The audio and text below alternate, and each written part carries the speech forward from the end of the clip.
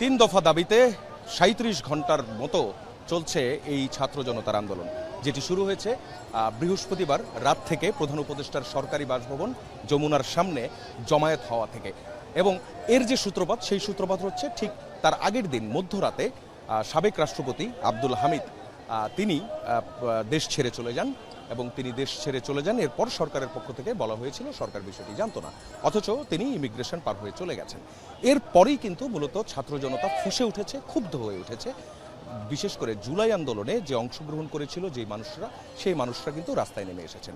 তারা যমুনার সামনে, অর্থাৎ প্রধান উপদেষ্টার সরকারি বাসভবন, সেটার সামনে তারা অবস্থান নিয়েছিলেন। সারা রাত সেখানে অবস্থান করেছেন, পরদিনও সেখানে অবস্থান করেছেন, দুপুরে সেখানে একটি সমাবেশ করেছেন। এবং এরপর কিন্তু এই যে আন্দোলন, সেই আন্দোলনটি শাহবাগ এবং আজ থেকে বলা যায় যে এটি সারা দেশে এই আন্দোলন ছড়িয়ে পড়েছে।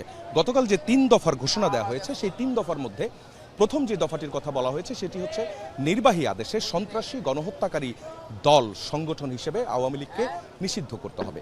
২ নম্বর, আন্তর্জাতিক অপরাধ ট্রাইব্যুনালের যে আইন, সেই আইন সংশোধন করে দল হিসেবে আওয়ামী লীগের বিচারের যে বিধান, সেই বিধান সংযুক্ত করতে হবে। অর্থাৎ এই যে আইনটি 1973 সালের আইন এবং এরপর 2009 সালে এটির একটি সংশোধন করা হয়, তারপরও কিন্তু দল হিসেবে কোনো সংগঠনের বিচার করার বিধান এই আইনের মধ্যে ছিল না।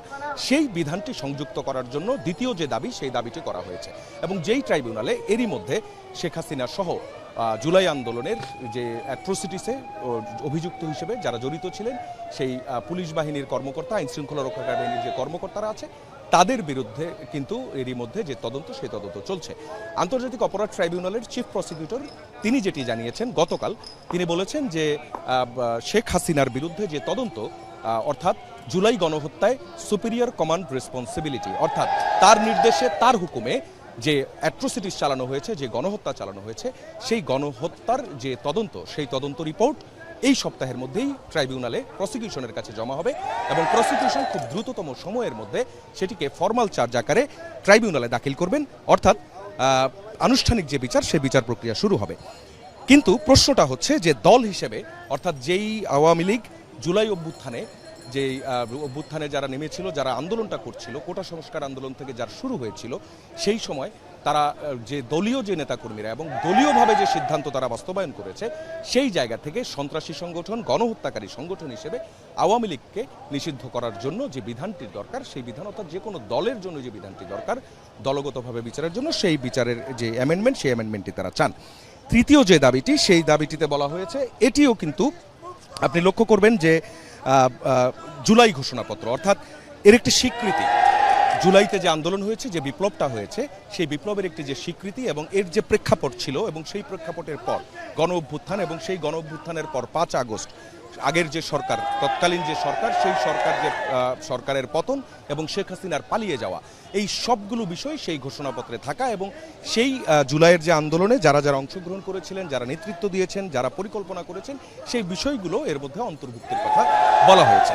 এই 3 দফা দাবিতে আজ শাহবাগে বিকেল 3টার সময় সমাবেশের ডাক দিয়েছেন হাসনাত আবদুল্লাহ, এনসিপির যিনি দক্ষিণাঞ্চলের মুখ্য সংগঠক। গতকাল রাত 11টায় ঠিক এইখান থেকেই তিনি এই ঘোষণাটি দেন।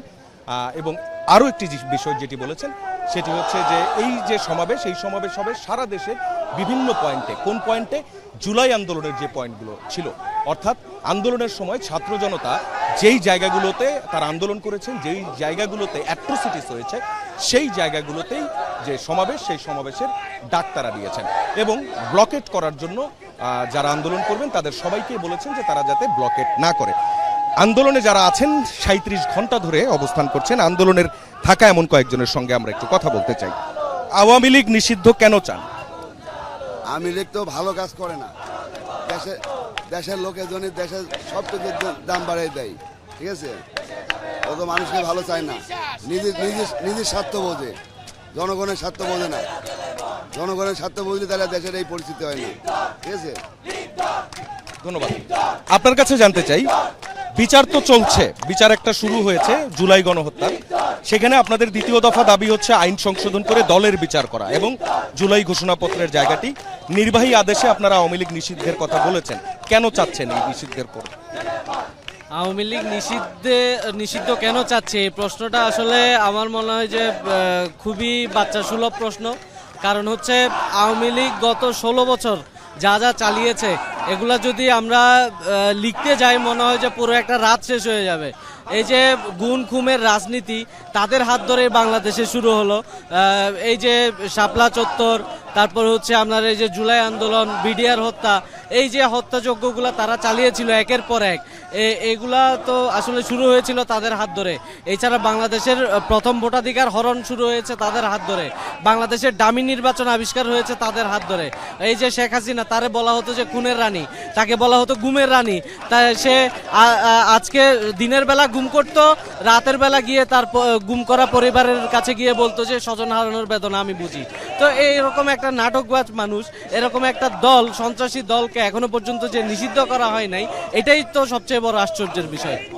আমরা শুনছিলাম আওয়ামী লীগ নিষিদ্ধ করার যে প্রশ্ন, সেই প্রশ্নটি আন্দোলনকারীরা বলছেন এখন অবান্তর, কারণ এটির আরো আগেই নিষিদ্ধ হওয়ার কথা ছিল। অর্থাৎ 5 আগস্টের পরপরই আওয়ামী লীগের রাজনীতি এই বাংলাদেশে আর কোনোভাবে চলতে পারে না, এমনটাই কিন্তু তারা বলছেন। এখনও কিন্তু ক্যাম্পাস থেকে এবং ক্যাম্পাসের বাইরে থেকে বিভিন্ন জায়গা থেকে ছাত্র জনতার যে মিছিলগুলো, সেই মিছিলগুলো এসে শাহবাগে জড়ো হচ্ছে এবং বিকেল 3টার যে সমাবেশ, সেই সমাবেশে তারা অংশগ্রহণ করবেন। এবং আরেকটি বিষয় বলে রাখি, সেটি হচ্ছে এই সমাবেশের পরও কিন্তু অবস্থান কর্মসূচি চলবে। এইখানে যারা আন্দোলন করছেন তারা বলছেন যে আওয়ামী লীগ নিষিদ্ধের ঘোষণা না নিয়ে তারা বাড়ি ফিরবেন না।